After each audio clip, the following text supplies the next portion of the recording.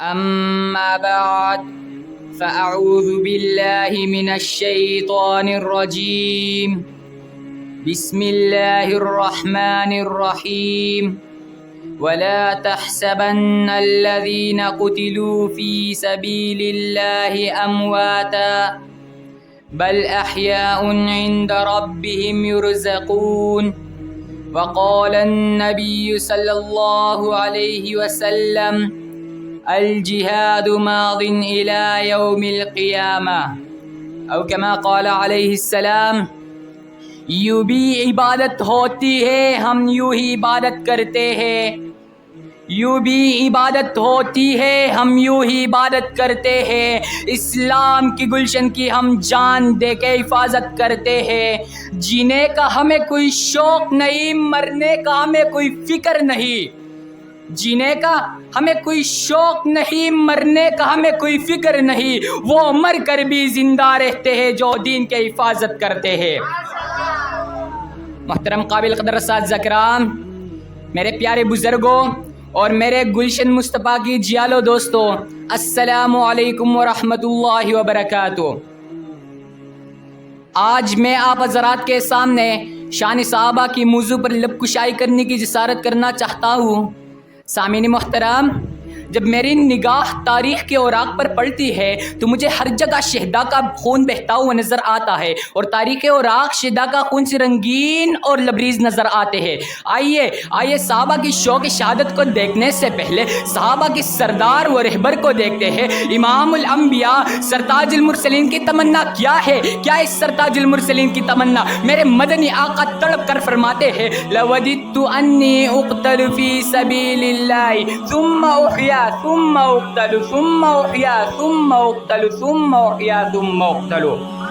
بقول شاعر، اٹھ شیر مجاہد ہوش میں آ، تعمیر خلافت پیدا کر، اٹھ شیر مجاہد ہوش میں آ، تعمیر خلافت پیدا کر، کیوں فرقے ہوتا اب ایک جماعت پیدا کر تو بھی ترقی دنیا میں اسباب تجارت پیدا کر تو بھی ترقی دنیا میں اسباب تجارت پیدا کر، قارون کی دولت ٹکرا دے، عثمان کی دولت پیدا کر۔ اسلام قدم تو بڑھتا ہے پھر کفار سے کیوں ڈرتا ہے؟ اسلام قدم تو بڑھتا ہے پھر کفار سے کیوں ڈرتا ہے؟ یا اسلام کا نام نہ لے یا شوق شہادت پیدا کر۔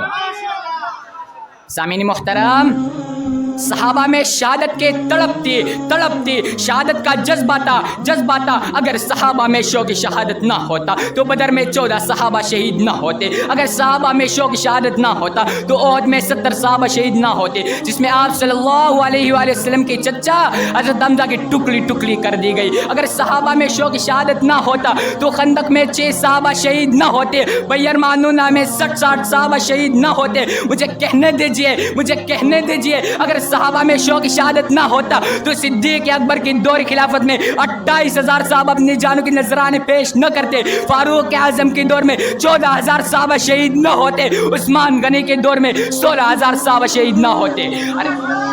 ارے میں تو کہتا ہوں سامعین محترم، میں تو کہتا ہوں اگر صحابہ میں شوق شہادت نہ ہوتا تو گھر میں بیٹھ جاتے، اپنی بچوں بیوی کے ساتھ بیٹھ جاتے۔ ارے کس کو اپنے گھر کے نرم گزار بستر پر سونا پسند ہے؟ لیکن سن لو جب میرے نبی کے یاروں نے نبی کا کلمہ پڑھ لیا تو انہیں گھروں میں بیٹھنا پسند نہیں آیا، بلکہ میدان کارزار میں تلواروں کے سائے میں چلنا پسند آیا۔ ارے یہ تو وہ صحابہ ہے جنہوں نے نبی کی ابرو کی خاطر، اللہ کے دین کے عظمت کی خاطر اور اللہ تعالیٰ کی دین کو پوری دنیا میں پھیلانے کے خاطر اپنی بیویوں کو بیوہ کروایا گیا، اپنے اولاد کو یتیم کروایا، گھروں سے بے گھر ہو کر، وطن سے بے وطن ہو کر پوری دنیا میں اسلام کا پرچم لہرا دیا۔ بقول شاعر، نہ مسجد میں نہ بیت اللہ کی دیواروں کے سائے میں، نہ مسجد میں نہ بیت اللہ کی دیواروں کے سائے میں نماز عشق ادا ہوتی ہے تلواروں کے سائے میں۔